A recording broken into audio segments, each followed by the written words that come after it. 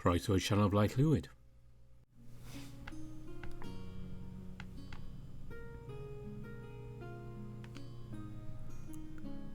Well, there's Eric, so that means we are back with NeveN today. And it's been a lot going on for the poor bunny. Let's see what's going to happen next.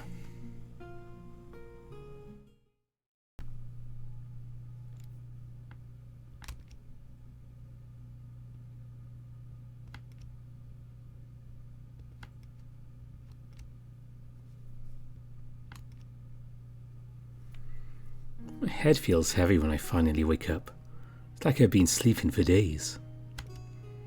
While sitting up in bed, I rub my eyes and stretch. I have a feeling that it is going to be a long day.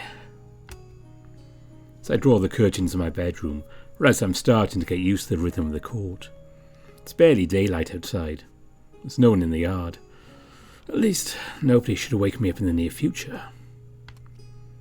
A lot of things I'd like to do today, so I'm trying to get it all in order in my mind. First, I have to visit Melbion. Then it's the council. If it doesn't take too long, I'd like to see Aket. The poor hawk must be worried sick about me. And then, I should probably work on my brand and also get back to my rapier training. But I won't do it alone. I need Gillian for that. Besides, it's about time I had a talk with him. So many people to see. It's almost never to have a nice chat. Anyway, I need to find something to wear. I feel like the prince is going to lecture me if I'm not more or less appropriately dressed. So I put on my least perforated outfit and hope it does the trick. At the same time, I figure I should really get a new dress by the prince's birthday, just so I won't be a living insult to the crown. Then, mindlessly, I walk through the corridors, still under the curious gaze of the nobles. It's obvious they are not interested in the royal bard, but rather in the curious beast and its unique brand. I stop for a moment, the urge to flip them off severely tempting me. But finally, I decide not to. I think the prince has enough to worry about to add a rude bard to his list of concerns. I'll behave, well, at least until I'm in a position to do what I want. Finally, after walking through the less crowded corridors of the castle for a few minutes, I arrive outside Melbjorn's room. I'd mentally prepared myself for Gillian's presence. He's obviously busy elsewhere. So I take a deep breath and knock on the door, whereupon the prince's voice rings out from inside. "You can enter, it's open." I walk in and give a big smile to the grizzly bear standing at a large table. He smiles back at me and pulls up a chair next to his. At the same time, I allow myself a quick glance around. Even having spent some time with Melbjorn, I realise I still don't know much about him. The prince's bedroom is strangely not as richly decorated as I'd have thought. But I don't intend to dwell on his furniture. He might take it badly. "Well, I'm glad to see you, Eric." He hesitates for a moment, then takes on a slightly more serious expression. "I wish I could discuss pleasant matters, but you need to understand exactly what kind of situation you're going to be in." When you put it like that, I feel like a dish ready to be served. "Don't worry, I'll do everything to keep you safe from criticism." It's reassuring, in a way, to have one of the most politically powerful Anthracans in the kingdom to defend me. So I sit down beside him and lower my gaze to my fingers, and then I realise that they are trembling slightly. Despite the prince's words of support, my nervousness is eating away at me from within, and I can't quite hide it. While I'm focused on my hands, I see Melbjorn's huge paw reach over and squeeze them gently. "I understand that this whole ordeal is frightening. This is all happening too fast, especially for you." I nod and take a breath. Then the bear withdraws his hand. I'm not shaking anymore. "You will have to trust me, just as I'll have to trust you in the future. Do you think you can do that?" I wish I could trust you, Melbjorn. But I know for a fact that if there's a choice between the kingdom and me, you will decide in favour of your people. And I could hardly blame you for that. How can one decently measure the weight of one individual against the good of thousands of others? I'll do my best. Good. I want you to understand that every word that is spoken during this council will carry enormous weight, more than you can imagine. I can imagine, yes. Vekka told me that politics is a real death trap here. He is right. The line between allies and enemies is blurry. Sometimes it can be complicated to navigate. For a moment the prince seemed sorrowful. Come on, Eric, you must support him like he supports you. You can be sure I'll be by your side.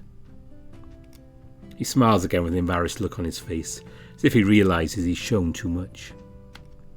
Thanks. It's just that sometimes I see enemies where there aren't any. I know I'm wrong, but I can't help it. I can't afford to be any nicer. I can afford it, and you won't escape my friendliness. The bear does his best to hide his discomfort, but it remains obvious. Then he sweeps the air with his hand.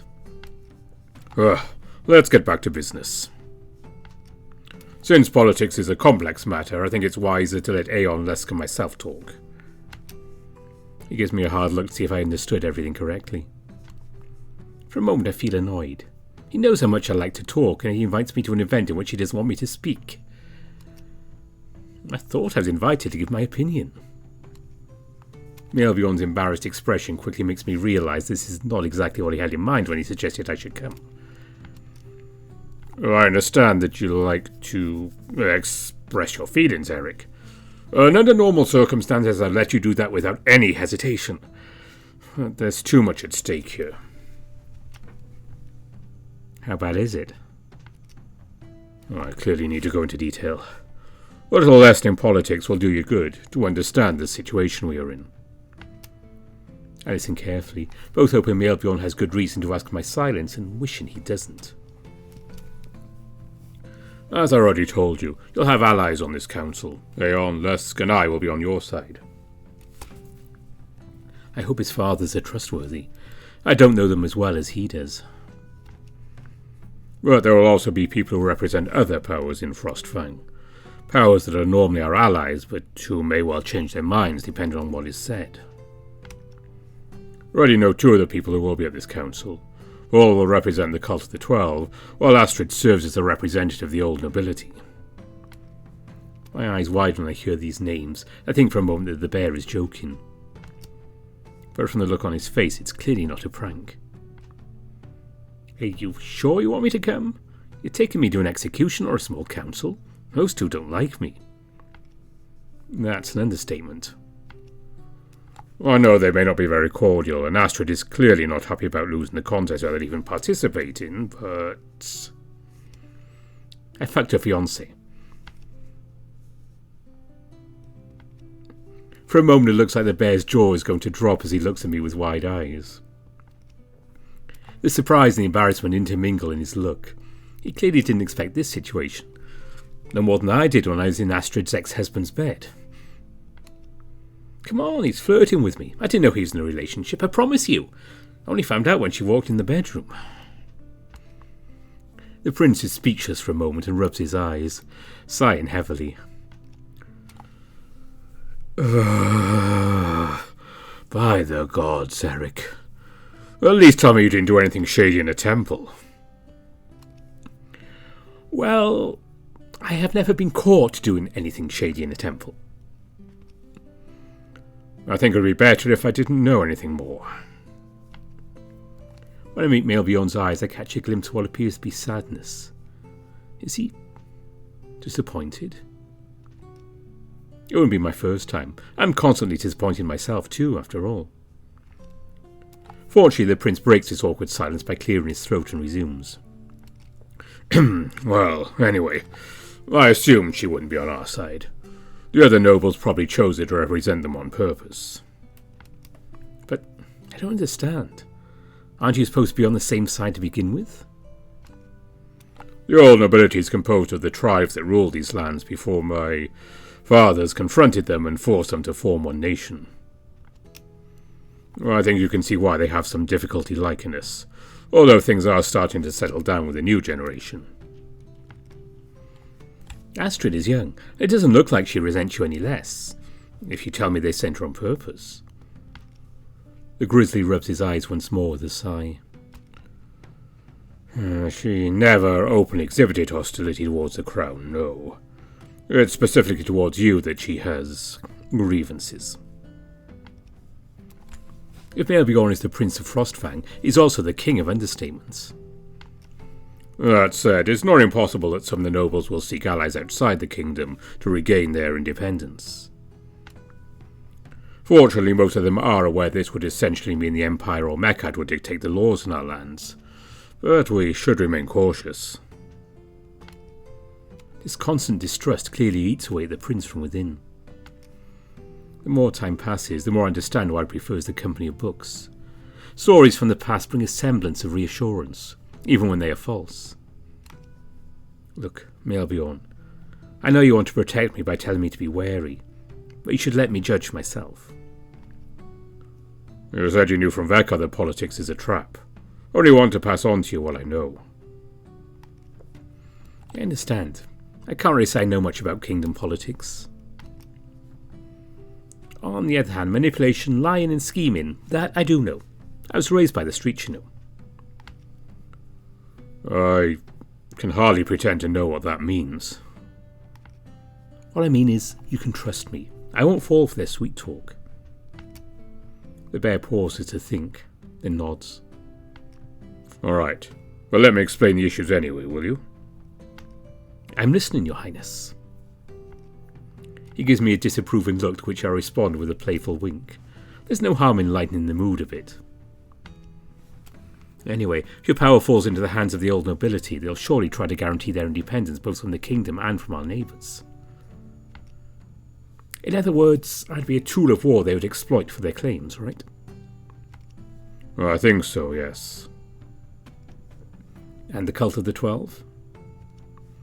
They've been trying to impose stricter rules on everyday life for years. Not to mention the most fanatical of them think that suffering is necessary in this world, that it is of divine nature. I think back to the boar who smashed his hand with his hammer. I wonder if he's one of the fanatics Melbjorn is talking about. Then why did you send me to them for training? What you tell me, it sounds like a bad idea. You need to understand what they want from you. They have just as much interest in you being trained to use your brand as we do, since they want to exploit your powers. But they'll see what I'm capable of. Indeed, they will. That's why I'd suggest you keep as many surprises up your sleeve as possible, once you know how to activate it. They don't need to know the details of your powers. In other words, I'll have to train on my own, sooner or later. And you said I don't know everyone at the council yet. Who's left? Edwine, the Merchant Guild representative. He recently returned from a business trip. Well, at least it's someone I haven't wronged yet, I think. Melbjorn looks like he's about to say something, but then he holds back. That old squirrel is quite curious. Too curious for his own good, if you ask me. They'll probably try to get you to talk. Filling conversations with a whole lot of nothing is part of my job. I'll know how to answer him without telling him too much. Perfect. I don't know his intentions towards you yet, but he likes money, and some information is worth a lot of coins. I have to admit, listening to you looks pretty intimidating. Don't feel like I have many friends here. And yet you do. Even though my father and I have different opinions, I'm sure you have their support. And then there are the friends you have outside of this council. I'm sure Vekad and Tenok like you, in their own way. It's surprising he doesn't mention Akhet, yet he is the one who's closest to me. I appreciate their presence, but Vekad is not really the most sociable person. And Tenok is sometimes a bit too much, even for me. Not to mention he's very busy with his own business. Besides, he's a Khazalian. Thought you were suspicious of foreigners, Oh, I have reasons not to distrust him. Or rather, reasons to appreciate his presence. Oh, so you can change your mind. That's a good thing to know. Melbjorn sighs heavily and grunts, which makes me understand I need to quickly return to the serious discussion we were having. Anyway, are there any more death traps to avoid, or will I just have to survive 3 predators looking for my slightest weakness? Even if it's meant to be a humorous quip, deep down I really do feel trapped. This is not what I had in mind when I came here to become a royal bard.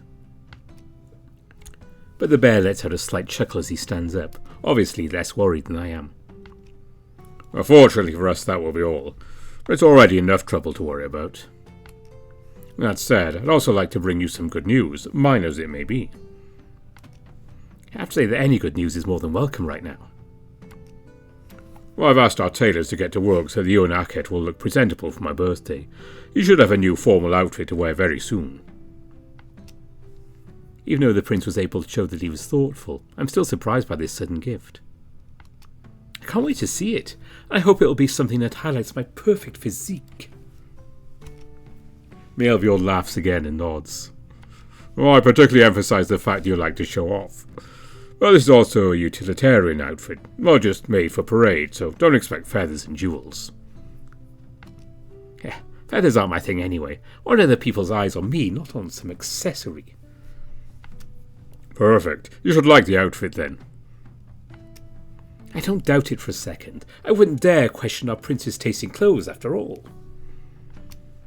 Melvior raises his eyes to the ceiling and struggles to look serious again. I'd love to spend a little more time fooling around with you, but I have to get ready for the council too. Is that a subtle way to tell me to leave? The bear gets up and opens the door with a mocking smile.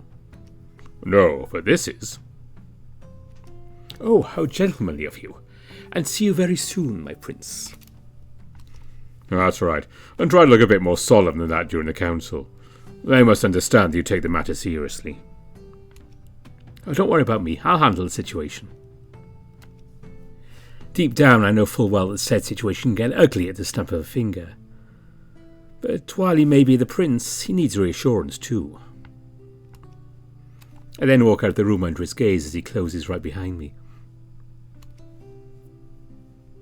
Once in the hallway, however, I cannot help but let out a long sigh.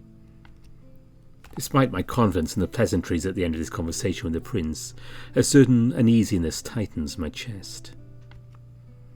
I know most of the people will be on the council, and some clearly not of my best interest at heart. The question arises as to whether their grievances towards me will be more important than the interest of the kingdom, and whether the interests of the kingdom and mine align. Standing in the hallway worrying won't help me. I have little time left before the council meeting, so I should probably take the opportunity to eat something. As I walk back towards the central staircase, I see the now familiar figure of a lizard leaning against the wall, watching me inquisitively. Well, you don't seem to be overflowing with joy this morning. Good morning to you too, Tenoch. A pleasure to see you as perceptive as ever. I just say things as I see them. Is it the council that puts you in such a state? Oh, so you know. It's not exactly a secret the council is meeting. And given the situation, it's not too hard to guess what the meeting is about, even if I'm not personally invited. To be honest, I thought you'd be part of it. You're a politician after all, aren't you? I'm primarily a foreigner. Some matters only concern the kingdom and I have no business sticking my muzzle in. He doesn't seem particularly bothered by it. I think, however, that you'd like to know what's going on in there. But to be completely transparent, it's for you that I'm here. I suspected our good prince would want to have a talk with you, so I was hoping to bump into you on your way out. Oh, really? I'm honoured. And why would Mr. Ambassador want to talk to me? To help you a little, nothing else. You're new to this political game. You'll get eaten up if you don't know what you're doing. And unfortunately, you don't have time to learn by making mistakes. And you're going to give me some advice, right? If you'd allow me to. You've said it yourself. You're a foreigner. It could be a ruse to make me serve your interests. I say this in jest, but Tenoch seems to take it seriously. His eyes widen for a brief moment, and he smiles with a proud expression. Ah, looks like you know the basics of the game after all. Excellent way of thinking. It was supposed to be a joke. Still, you've got the right idea. But as I said, I only intend to give you advice, and it's up to you whether you follow it or not. I can help you navigate this new world, but the decisions remain yours. I guess I'm not risking anything if I listen to you. Perfect. In that case, my advice is simple. Whatever happens in this council, don't let them take the decisions. Speak up, defend yourself, make sure they hear you, even if they try to ignore your opinion. So, be a player in the game, not a pawn. That's the exact opposite of what Melbjorn wants me to do. Great. Whatever I decide now, I'm bound to go against the advice of one of them. I had to admit the idea of remaining silent goes against my nature. But Melbjorn will be present in the council to defend my interests. By NeveN, I'd have preferred to have some more time before I found myself immersed in this kind of intrigue. I let out my second sigh of the day. Something tells me it's not the last.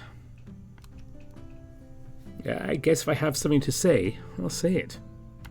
Great, that's all I could ask of you. After all, it would sadden me if anything happened to your pretty ass. He leans over and pinches my cheek. Then he chuckles as he withdraws his hand. Hey! You better go and get ready for the council.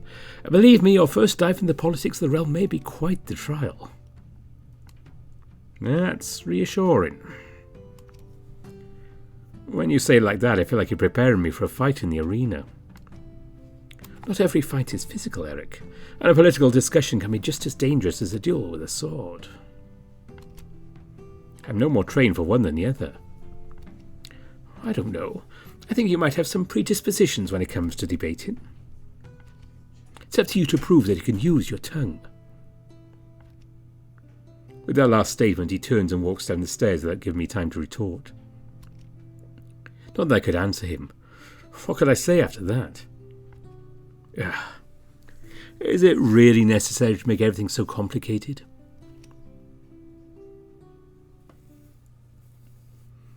The council chamber is one of the few rooms I've not yet been able to explore. I didn't really see the point of doing so. Finding it is not very complex. It's located just before the royal private quarters, where I'm still not allowed to enter. Unfortunately, I don't really enjoy the beauty of the corridors when I go there. My mind is far too preoccupied with what will be decided soon. The kings have assured me that I'm not a prisoner here, that I could leave if I wished. Could the council succeed in changing their minds? Could they impose constraints on my life? I'm not naive. I know what my brand represents for them. I also know that, while Luskanaeans seem like nice people, they have a kingdom to run. I also know they didn't get where they are by just being nice. My thoughts are interrupted when I see an elderly squirrel moving at a much slower pace than mine. Working my memory, I assume he's Edwine, the merchant representative. Melbjorn mentioned a squirrel, after all. He's the only one of the council members I know absolutely nothing about. I should probably talk to him now while I have the chance, if only to see what he thinks of me. I move to stand next to the squirrel and greet him with a wave of the hand. Lord Edwine? What is... My boy, you shouldn't sneak up on people like that. Oh, I'm sorry, that was not my intention. I suppose I can forgive that. You are Eric, right? The one and only. I just wanted to talk to you for the council, if you don't mind. Can I accompany you there? I can't refuse your company, but I'm afraid you'll find mine quite boring. Oh, don't say that. I'm never bored when meeting someone new. There's always something interesting to discover. I envy your optimism. Is that the reason for your good mood? I must admit I expected to find you more gloomy, given what awaits you. I have reasons to be optimistic. After all, it's not like you're going to decide to lock me up in a cell, is it? That could very well be the conclusion we come to. The interests of the many come before those of the few, if we think that's what will benefit us the most. I pause briefly to observe the squirrel. He doesn't seem particularly bothered by what he's just said, or by the idea of locking me up because of my brand. He seems to notice my disturbance, though, and turns towards me to offer a brief smile. But you shouldn't worry about that. I don't think our lords would let something like that happen to you. It's not their style. They often let their emotions rule their actions. That's not necessarily a bad thing. That's what I do too, and so far it's worked for me. No offence, but you're not running a kingdom, lad. Your decisions and mistakes are your own business. I think it's more complicated than that. If I haven't influenced a kingdom so far, I've seen that a simple bard can do a lot at his level. Our actions are reflected on those we know, for good or ill. All the more reason not to let mere emotions rule us, don't you agree? I would say it depends. After all, if my heart is in the right place, isn't that the important part? As I told you, lad, I admire and envy your optimism. A silence falls upon us. What a strange person. His smile has never left his face. His voice has always been gentle and kind. Yet I can't help but feel as if I have been judged, and negatively at that. I don't really know what to think of Edwine. I suppose I should have expected it. Not everyone is going to declare their intentions to me clearly. It's time I learned to read between the lines. It's probably also time I learned to hide what I think. The gods know that's something I'm absolutely no good at. Maybe I should get someone to teach me about it. I'm sure Beckett is an expert on the subject. Here we are. I hope you're ready. As I raise my head, I can indeed notice we are facing the now open door to the council chamber. I take a deep breath and step forward as assertively as possible. The serious business starts here. Edwin, Eric, we've been waiting for you. Good, let's go. I enter the council chamber, 5 pairs of eyes staring at me intently. Fortunately for me, I'm used to dealing with other people's stares. The kings are seated at the end of the table, on simple chairs, but noticeably larger than the others. Supposedly even here the difference in status must be clear. To the right of all, an Astrid, as well as a third empty chair, to which Edwin quickly moves. For my part, I have to go next to Melbjorn, who sits on the left of his father's. He greets me with a brief nod and looks ahead again. I barely have time to put my bottom on the seat before Aeon speaks again. I think everyone here is fully aware of the subject of this hastily assembled council, but I believe some clarification is in order. Our time is limited and we need to focus our discussion. The brand of NeveN has appeared on the one who is now a royal bard and 7th member of this council. All eyes are on me. I feel compelled to react. So I begin to raise my hand to wave the council members are watching me. Melbjorn gives me a brief kick in the shin. Ouch. Message understood. I just keep my mouth shut. I'd like to have a leg in perfect condition by the end of this meeting. We're here to decide exactly what to do with him, as well as decide what measures are necessary with regard to the neighbouring states. I think we're all perfectly aware that they won't take the news of the Brand of Time's appearance lightly. A brief silence follows. And finally Vol leans in as he speaks in his husky voice, focusing all attention on his person. Now, we not see in this event the divine sign has been sent to us. The brand of NeveN has appeared before our kings. Everything is crystal clear, my lords. The gods themselves want to make Frostfang the centre of their faith, the heart of this world. NeveN himself offers us the power to do so. Entrust the rabbit to us. We will take care of his training and education. He will learn his role as well as how to serve. Serve who, Vol? The realm or your cult? The interests of the realm are the interests of the temple, Lady Astrid. And I do not doubt for a second the interests of the temple are also the interests of the realm. I am not sure of the truth of that last statement, but that is not necessarily the point. You wouldn't succeed in teaching me anything with your method anyway. Would you doubt my abilities as a teacher? Far be it from me, but I know the bards better than any of you. This one in particular is not unfamiliar to me. I curl up in my seat, my long ears pulled down over my head. Suppose this is the part where he suggests I should be thrown into the depths of a dungeon. And if there's one thing bards cherish more than anything else, it is their freedom. Eric is the perfect example of that. Lock him in your temple, Vol. I don't give a week before he tries to tear down a wall to escape. Yeah, didn't see that one coming. Astrid seems to be sticking up for me, despite everything I did to her. I wonder why. I suppose you have something else to suggest? We must not forget he isn't only NeveN's chosen one, he also won the contest, after all. She doesn't even try to hide all the hatred placed on the word won. I thought for a moment that she decided to forgive me, that idea just went up in smoke. To deprive us of the resource that in his voice would be a waste. Let him circulate freely within the walls of the capital. Here we'll be able to keep an eye on him, and the temple will provide him with training.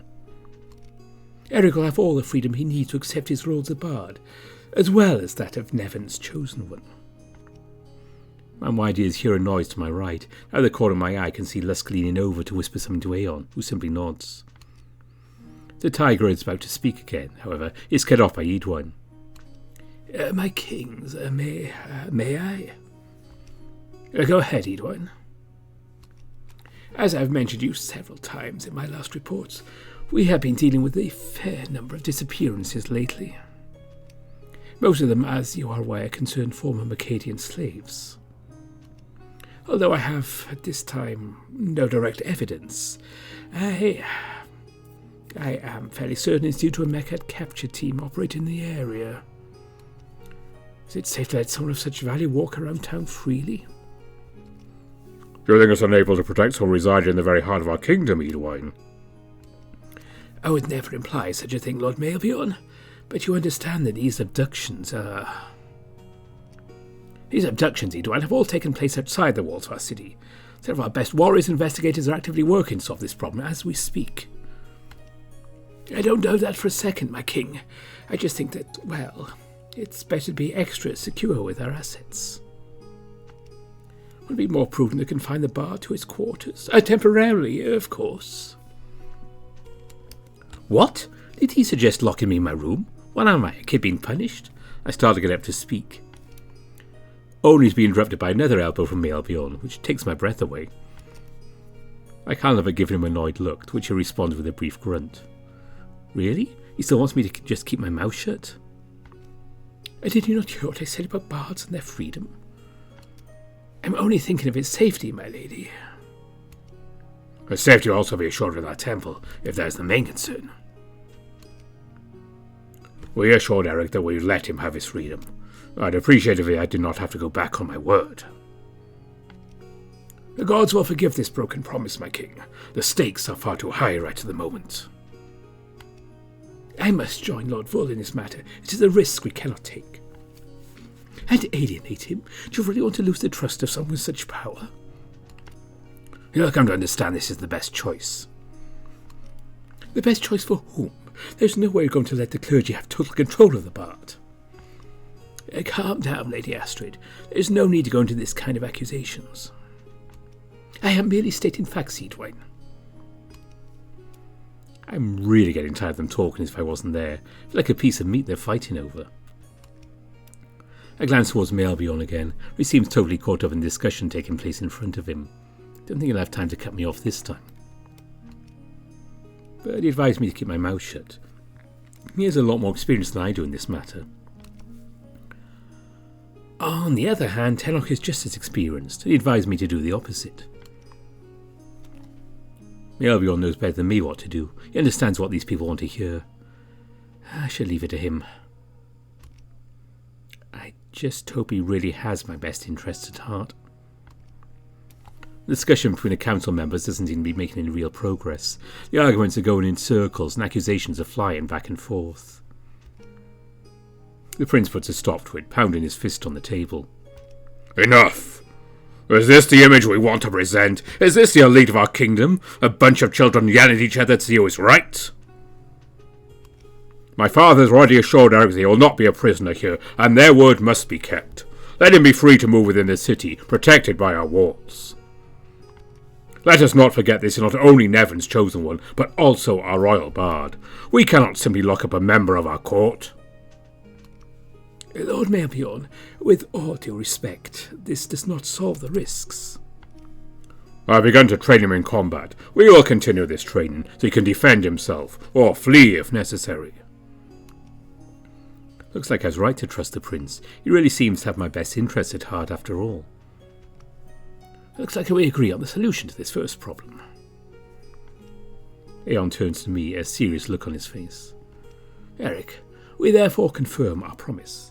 You are free to roam as you wish, as long as you remain within the city. We also ask you to continue your training, both of your brand and your martial skills. Furthermore, I'd like to remind you of your duties as a royal bard.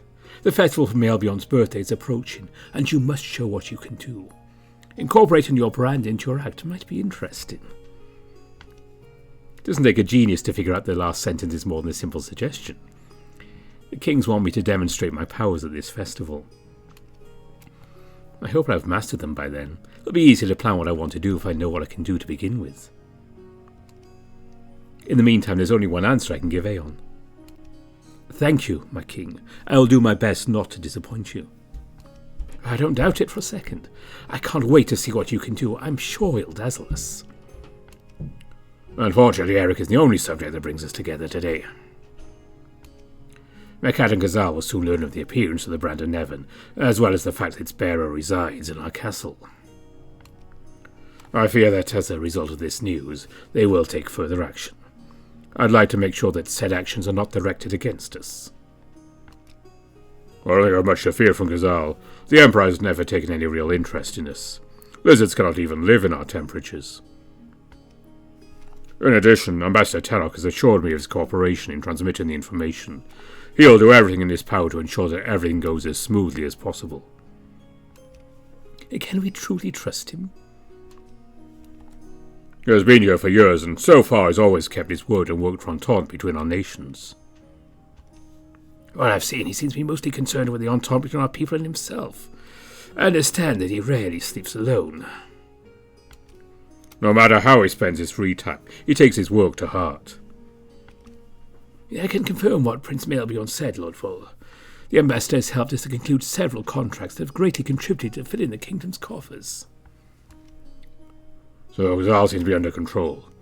As always, it appears that the real problem is Mekhat. I fear they see the acquisition of such a brand by a kingdom as a provocation. You know just as well as I do, they are just waiting for an excuse to try to invade us again. Well, come, they will freeze again. Not to mention we are far more powerful than we were 50 years ago.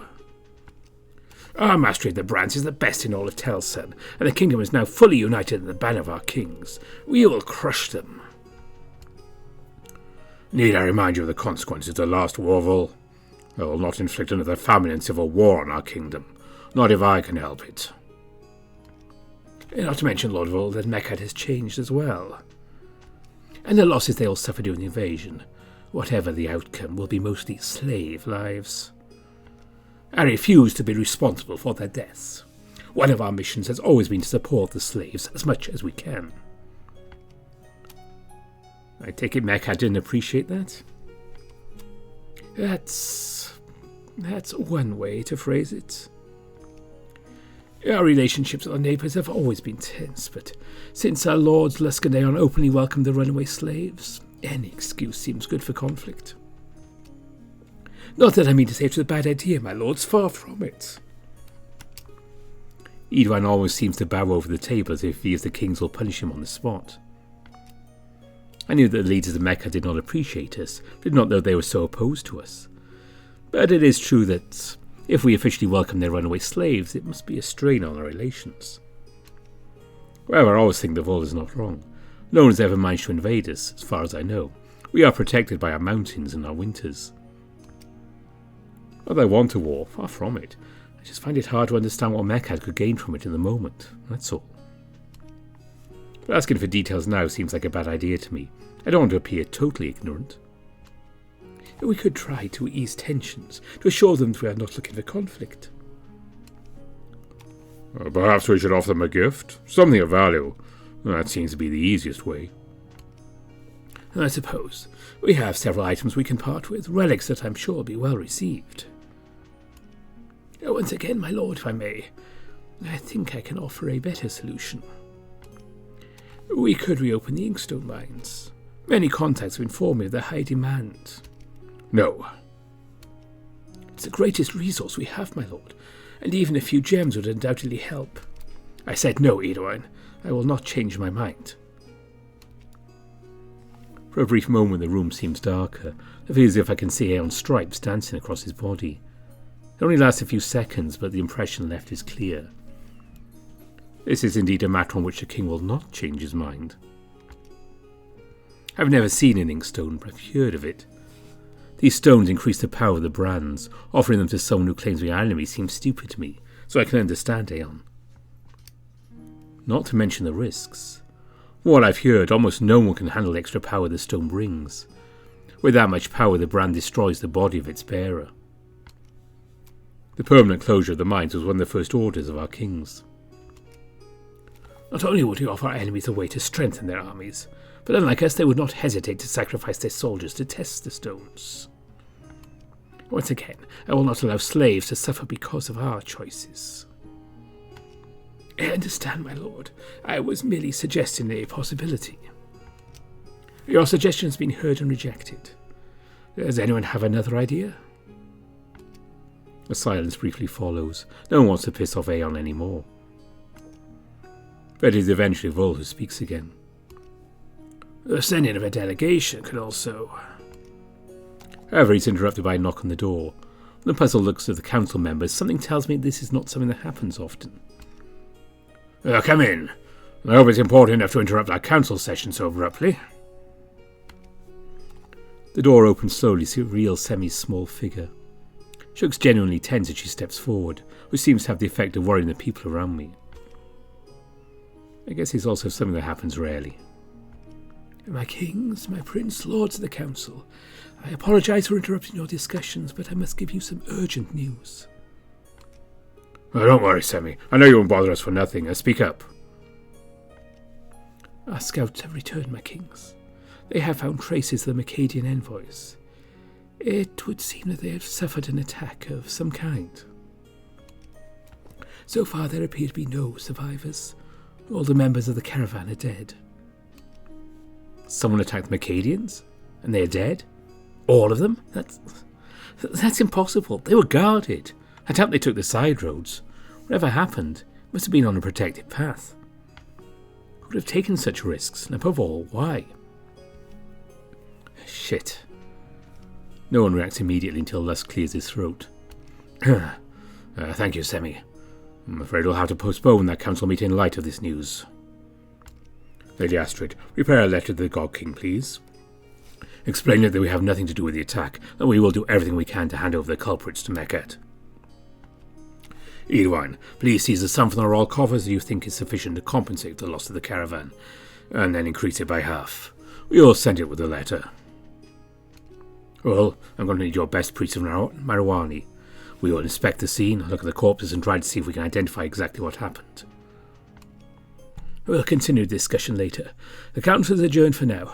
Semi, lead us to the scouts. I wish to learn all there is to know. And so the council ends. Wasn't exactly what I expected, but at least for now I have no complaints about the decisions made.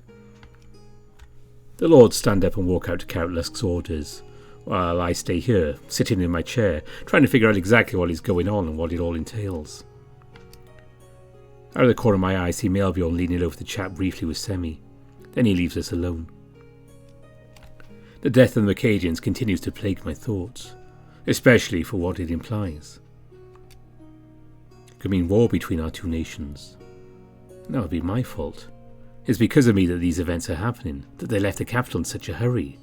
It's that... A hand on my shoulder interrupts my thoughts. I lift my head to find myself face to face with the old Fennec. It's not your fault, kid. Excuse me? The attack and what might happen next, it's not your fault. You don't have to carry that weight. How do you know I was thinking about that? With someone whose job it is to act on stage, you seem strangely unable to hide your emotions off the stage. Maybe you should work on that? Am I that readable? I have some practice at it, if that makes you feel any better. I guess. I'm just a bit lost. I'm not sure what to do to help. For now, I think the best thing you can do is to keep trading with your brand. Leave the situation with Mekhet in the hands of those who know how to handle this kind of emergency. She offers me a brief smile and sighs.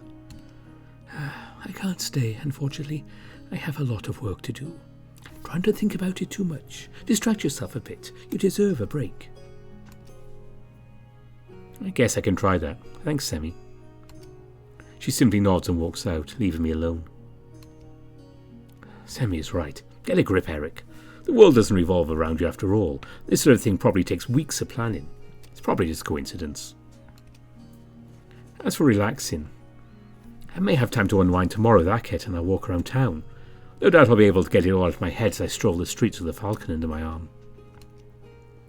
This thought, I can feel something stir briefly in my chest. A tingling almost tickles. A familiar sensation, but I can't quite remember why. I shake my head. This is not the time to dwell on such things. I can always think about it later. Right now I need to figure out what to do when I get out of here. I should probably go and see Melbjorn before I meet up with Aket. It might take a while to explain to the falcon what happened. He'd probably want to know what was said at the council. But I wonder if I can tell him everything. In any case, I should start by visiting my favourite prince. I finally leave the council chamber as I head for the royal quarters. As I pass by Melbjorn's room, I hear sudden shouts. Since there's no guard at the entrance, and since I'm unable to fight my own curiosity, I approach and put an ear against the door. I told you I wanted them to survive. I didn't think the animals would go fucking berserk. I've never seen that. You know very well how much I know my job. It's not normal. Vekad? I never heard him raise his voice like that, even less so against the prince. Melbjorn also sounds upset. Normal or not, Vekad will think we're behind their death. They'll take any pretext for obstacles in our way. Oh, fuck. Aren't we? Responsible for their death, I mean. Are they talking about Mercadian envoys? What do they have to do with the wild animal attack? I'd have arrived in time if... Not another word, Vekad. I never wanted this. I just wanted them to fear for their lives. I wanted you to be their saviour, that's all. Too late for that. Now what? I don't know yet, but someone will have to take the blame sooner or later. And I'm the obvious culprit, aren't I? I'll do my best not to let it land on you. I know what you're thinking, Vekad. It is my fault. I'm fully aware of it. But surely you must understand I cannot be the culprit in this case. Yeah. Don't worry. I'll find a solution. I'll get some rest in the meantime. Hearing the sound of Vekad's hooves on the stone, it's obvious he's about to leave. So I step aside, pretending to walk in the hallways as if nothing happened. Then I act surprised when he opens the door. Oh, it's been a while. How have you been? Yeah, I'm fine. The total lack of conviction in the stag's voice tells me that, in truth, he isn't fine. I got some time to talk? No, I have a lot to do. Without even giving me the time to retort, the hunter leaves, followed by the sound of his hooves clattering against the stone. Well, that was a conversation, I guess. A sudden bang from Melbjorn's bedroom startles me. What the fuck? No time for questions, Eric. I enter without knocking and find the bear leaning against the wall, looking pissed off. And right next to him, his axe is stuck deep in the stone.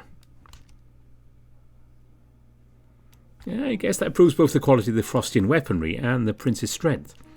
It's pretty terrifying. When he becomes aware of my presence, Melbjorn straightens up and tries to regain an air of dignity.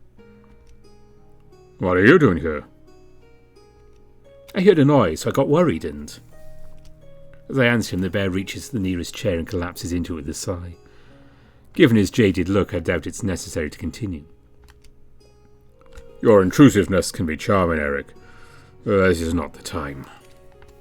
Hey, that's not fair. I was really worried about you. The prince rubs his eyes and sighs as he nods. Okay. Thanks. It's rare to see Melbjorn distraught. He always gave me the impression he was in control of every situation. Whether it's in front of Sven or during the council, the prince has never let himself be overawed in public. As a result, I wonder if he usually lets off steam once he's alone. You know, if you need to talk about something, I'm here. It's the least I can do. Well, it's nothing against you, but I don't think I can discuss this kind of subject. Given what I've heard, I understand fully well it's a sensitive topic. I know it's risky, but I have to insist, for his sake. Look, I wasn't trying to spy on you on Vekad, but you're really loud. I heard part of what you were saying. The grizzly frowns as he looks at me. I should have expected that. And what exactly did you hear? Enough to know there's been a screw-up and it's going to create diplomatic headaches. But none of that will come out of my mouth, obviously. Good. No need to talk about it then. As Melbjorn tries to get up, I walk in front of him to let him know that I don't intend to leave it at that. You've been unfair to Vekad. Excuse me? I don't know the whole situation, but... Then don't comment on it. Ooh, I have a feeling we're going to have a little disagreement with it, guy. But someone here has to tell you the truth to your face. Listen, Melbjorn, I'm not going to judge you on your way of governing. I don't know shit about that, and above all, I can at least understand that making some choices is not easy for you. The bear is about to interrupt me once again, but I raise my voice to continue. Especially since I'm far from being a role model, so I'll refrain from lecturing you on that. But when you make a tough choice, you have to get your hands dirty like everyone else. You can't let this fall on Vekad. I have no intention to do so. I will find a solution.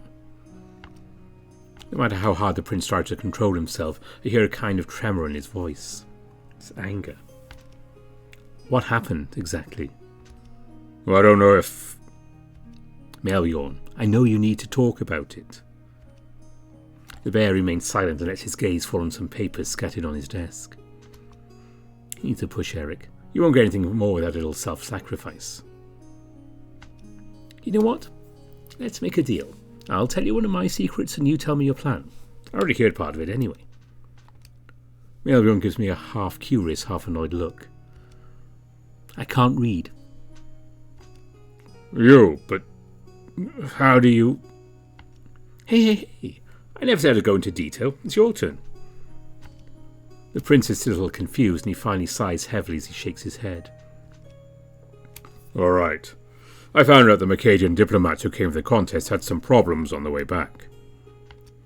Under normal circumstances, I would have sent Vekad directly, but I asked him to wait. Why? The grizzly looks away for a moment, then looks me in the eye. His gaze is full of hatred. He's no longer trying to hide it. I wanted them to feel what their ancestors experienced when they tried to come after us. I wanted the frost to seep between their feathers and make them pray to the gods to be saved. And I wanted to answer their prayers in time. I never intended to leave them here to die, however guilty they may be. I want to fight Vekad with my head held high. But something went wrong. Some beasts attacked.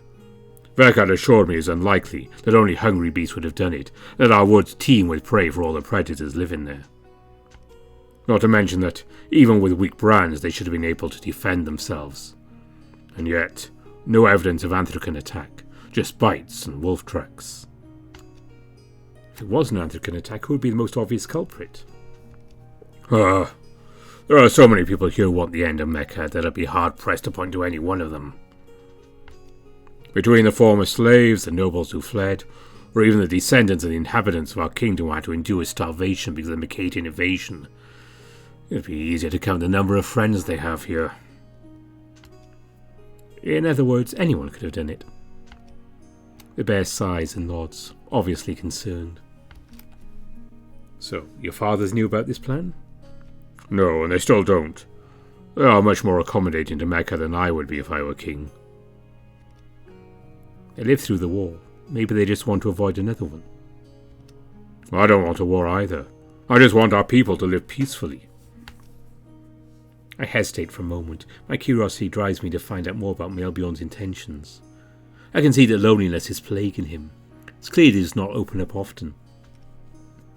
But what price are you willing to pay to protect Frostfang? The prince turns to the window overlooking the city. I'm not sure you can understand if I answer. You told me that once before, and I knew how to listen to you, didn't I? He doesn't answer, but it's not a doubt or hesitation. I can see that his lips are quivering. Melbjorn, are you okay? My parents died to take this city. My real parents. Oh, Do you know what it feels like to have a view of the place that became their tomb? How do I answer that? I have my own ghost from the past, but Melbjorn doesn't need to hear it right now. He just needs to get it off his chest.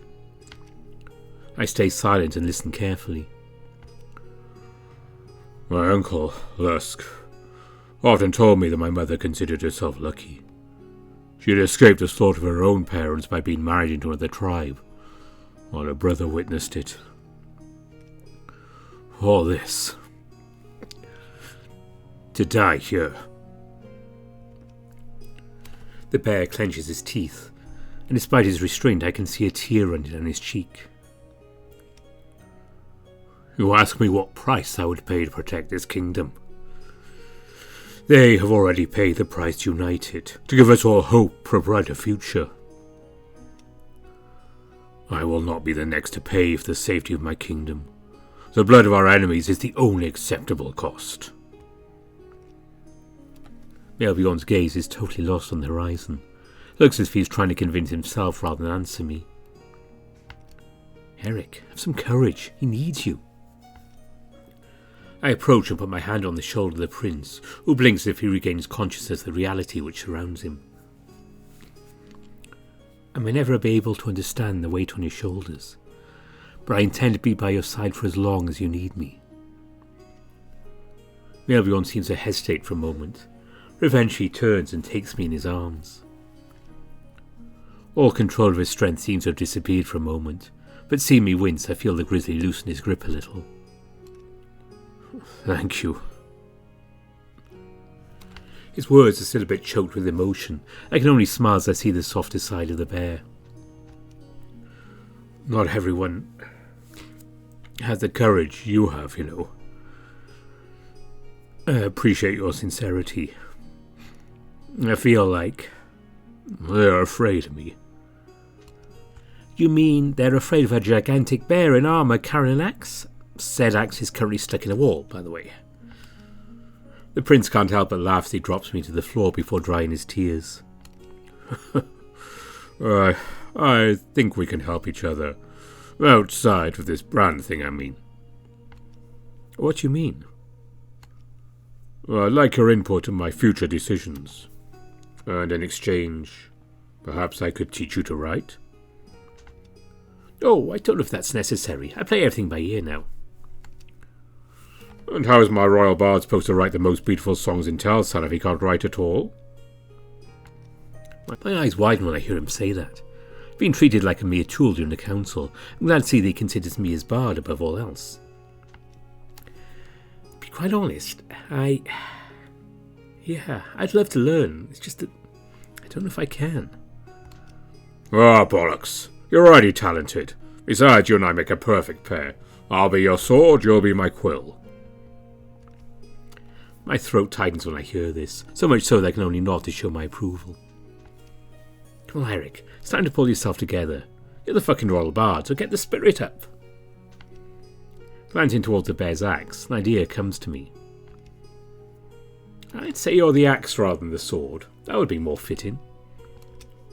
Then I walk over to the weapon. I fully intend to recover it and return it to Melbjorn.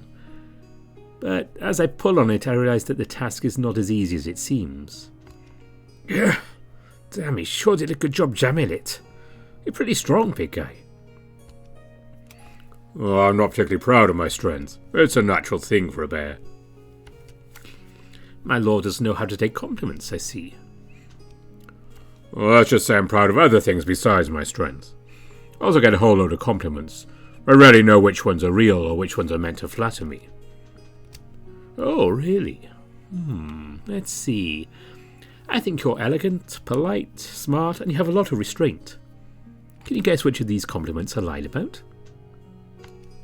I grin playfully at the bear, who smiles back at me as he places his hand on the handle of his weapon, plucking it from the wall as if it was nothing.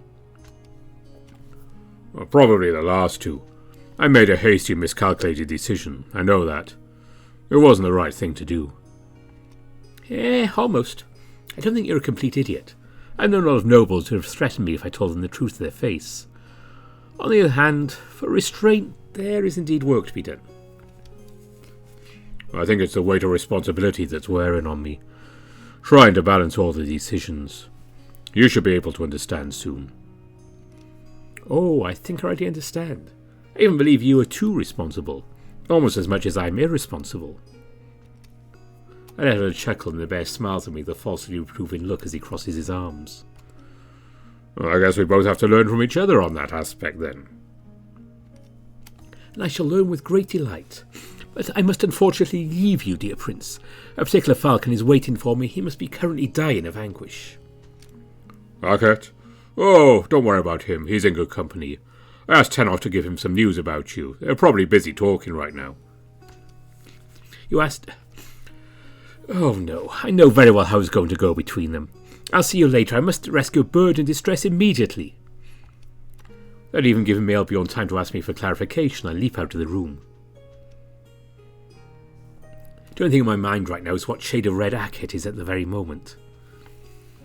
I do my best to draw as little attention to myself as possible as I skim the walls to our quarters.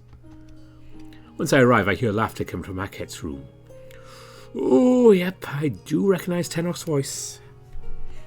The door is ajar, so I knock quickly and enter without even waiting for an invitation. The bird probably needs my help right now. Eric, how nice to see you again. Oh, Eric, the ambassador told me you'd be joining us. I'm glad to see you. The falcon immediately gets up to give me a hug, which I accept, not without surprise. Oh, are you okay, buddy? Yes, I am. I'm glad you're here. We won the contest, too. Hackett is very radiant. Too radiant? I question Tenok with a look, and he raises his eyebrows, smiling at me playfully. What has he done now? Tenok has exquisite taste. I never thought I'd find such refinement here. It's a bit vexing, but I'll blame it on his current condition. It is true we share a taste for fine things. I don't doubt it for a second. Tenok, can I talk to you? Sure. We step aside in the corner of the room while Hackett lets his gaze wander all over the room as if the slightest detail amazes him. What is happening to him? I expect him to shake and cry, but he's completely relaxed. Oh, that... Well, let's just say he was a mess when I found him, and he asked me to have a little Khazalian pick-me-up, so I made him a special herbal tea. Upon hearing this, I blink in disbelief. As I'm about to reprimand the lizard for doing this, he interrupts me. I know what you're going to say, but trust me, he needed it. And if it doesn't have any bad side effects, say if you're worried about that. But that's not the point. There are other ways to calm someone down. I'm talking as loud as I can while whispering, carried away by indignation. Not as quickly as with this brew. Plus, look at him. Does he look unwell? Ugh. I just hope you didn't take the opportunity to hit on him. The ambassador pretends to be offended. He answers with a big grin. Come on, Bunny. You know that I don't need these tricks to be loved. I'm perfect in my natural state. That's exactly my kind of humour, but at the wrong time. I can't retort, so I just give the lizard a jaded look. Someone is afraid I'm going to steal this little birdie, It's not about that. I like him. He's a friend just like you. But I would have preferred to reassure him myself. He needed to see me. So, no, it's not jealousy. You and I both know you're a bet slayer. If it's not the falcon, then it's someone else. The prince, perhaps? Fortunately, we're interrupted by Hackett, who's now standing next to us. What are you talking about? Nothing. You two have a lot of catching up to do, and I need to go get something quickly. I'll see you both very soon. Whew.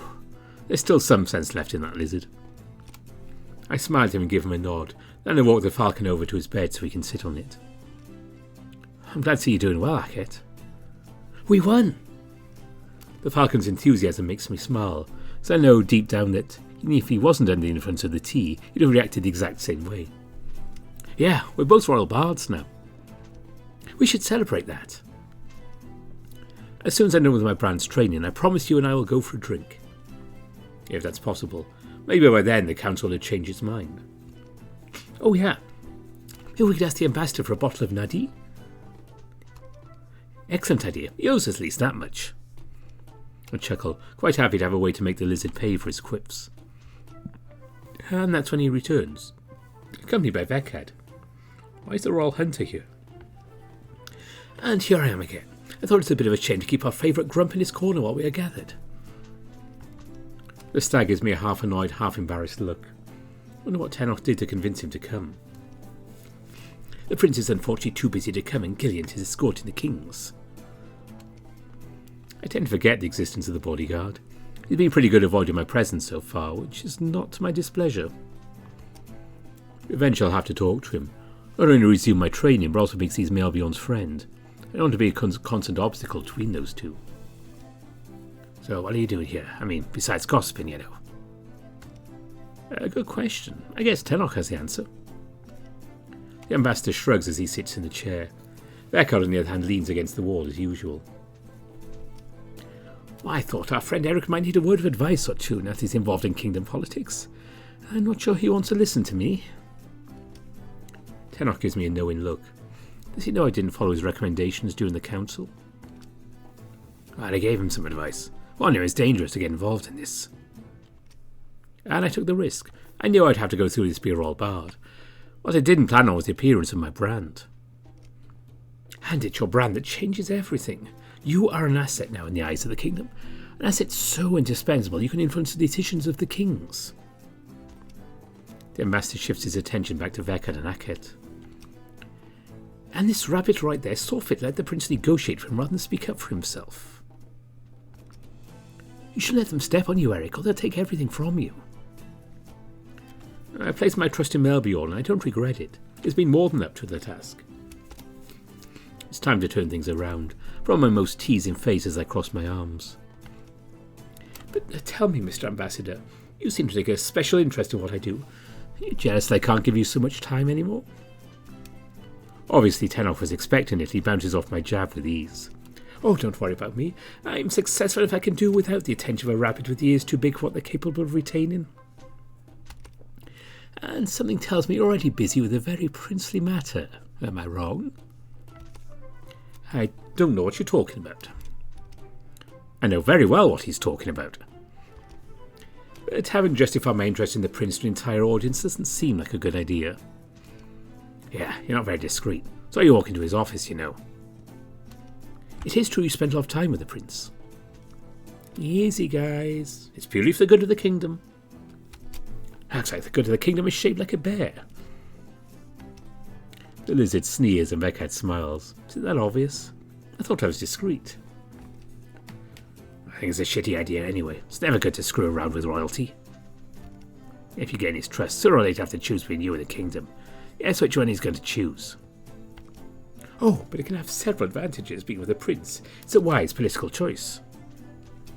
I think you should follow what your heart tells you, Eric. Come on, even Akhet steps in. Listen to me carefully. There is nothing between the prince and me. I mean, it's more than professional. Sure, he's a friend, I think. But I have no illusions. We are from two very different worlds. Like Astrid's ex-fiancé, right? Two very different worlds, but one bed to bring them together. Tenok's mocking smile doesn't go away, but he's not entirely wrong. I've never been afraid to engage with the nobility. I don't think much makes difference. You come from different backgrounds. There's a very common tale among the slaves of Mechad, a love story between a noble and a servant. But on second thought, this tale ends rather badly. Thank you so much for all your support. It's heartwarming. The falcon is grinning at me with a beaming smile.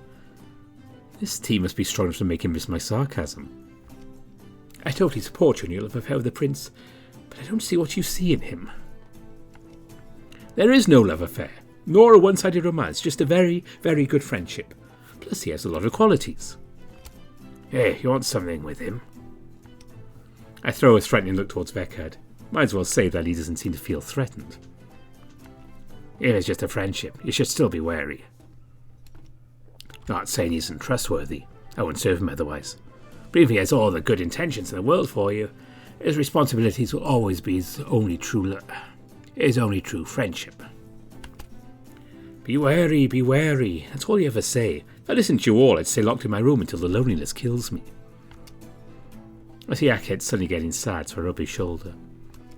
Not you. You've been perfect. Just as suddenly as he became sad, the falcon becomes radiant again. I should ask Tenok what kind of leaves he used to get this result. You can't say we didn't warn you.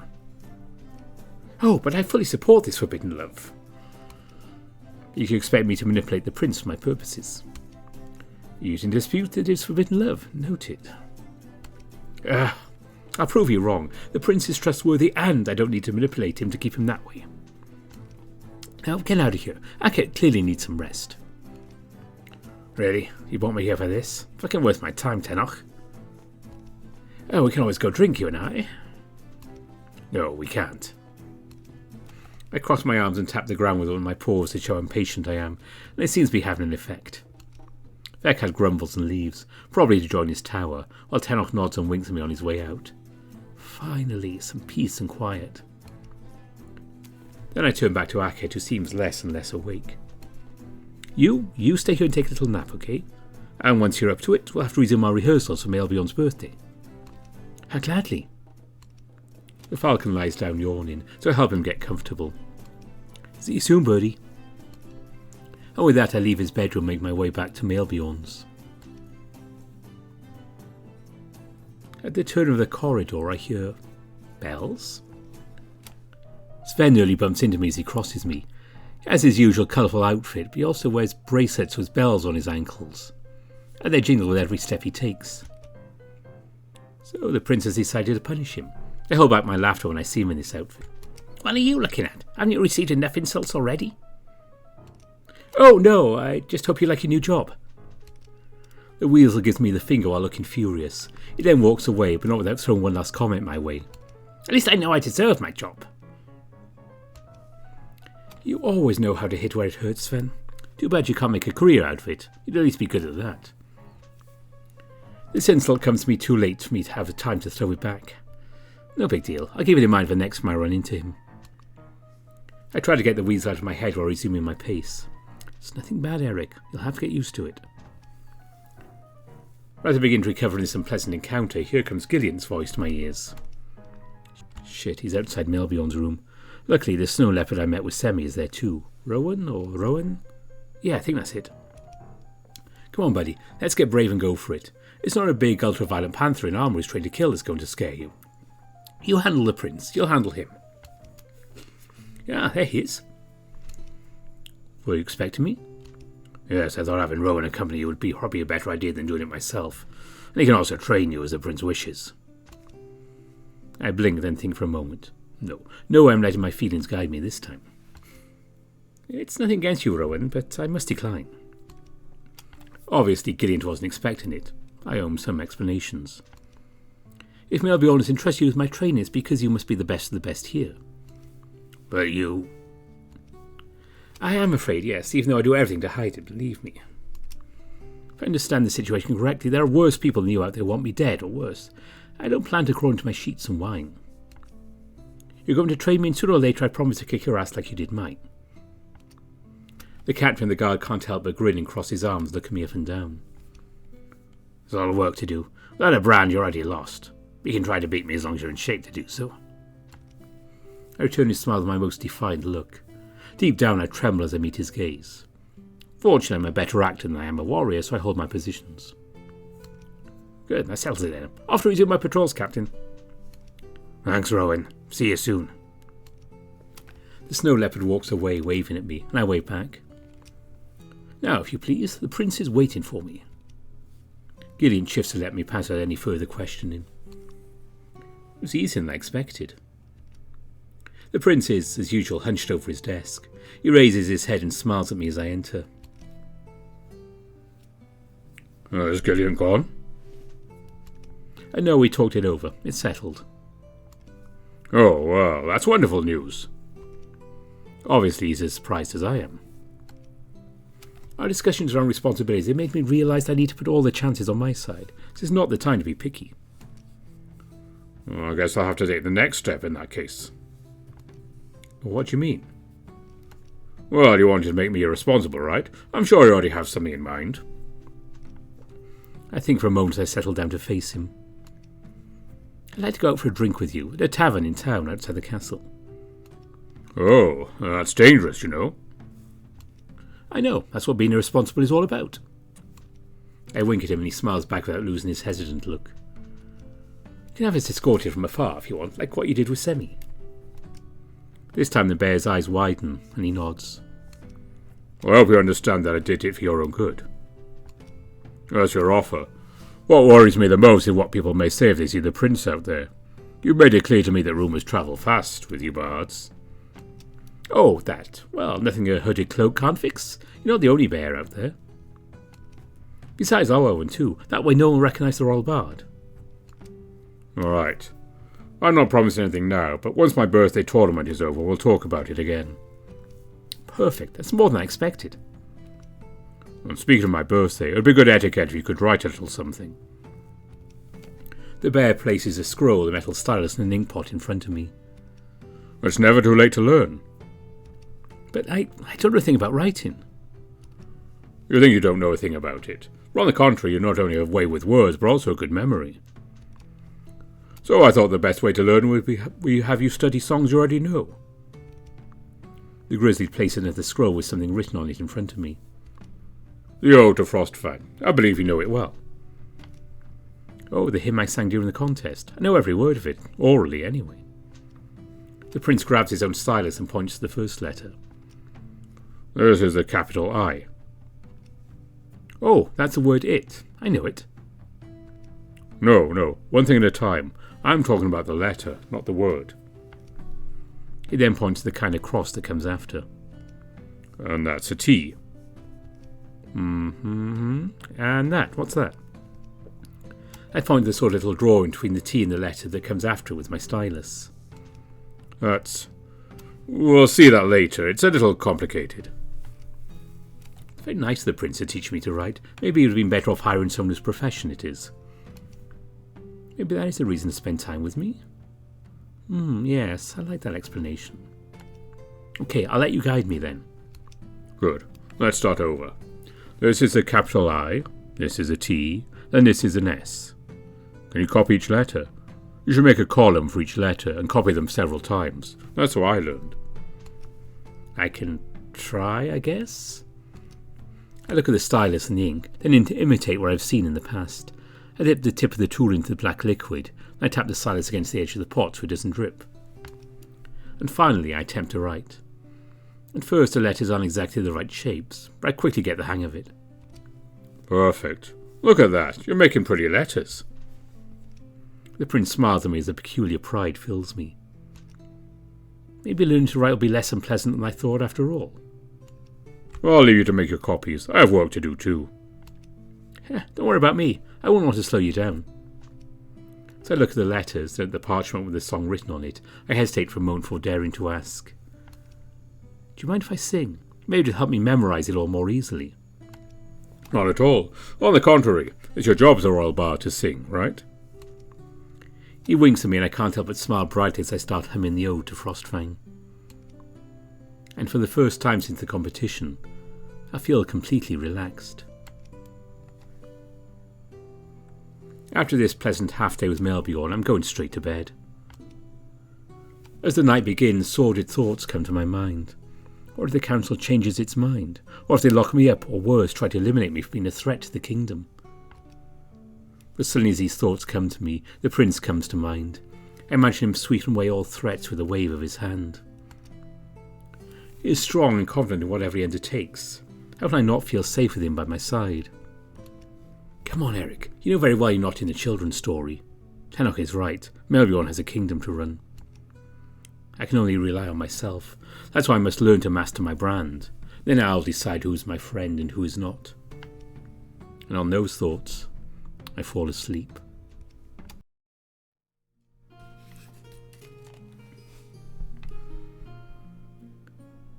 And after an exciting day for Eric, we're going to end the video here. I hope you enjoyed that one. There's some very, very interesting stuff that's going to be coming up in the future in NeveN, and we will get to there. But next week we are returning to another kingdom. In next week's case it will be the Kingdom of Lyre. Yes, we're heading back there and seeing what's going on with Ivor and Lyle there.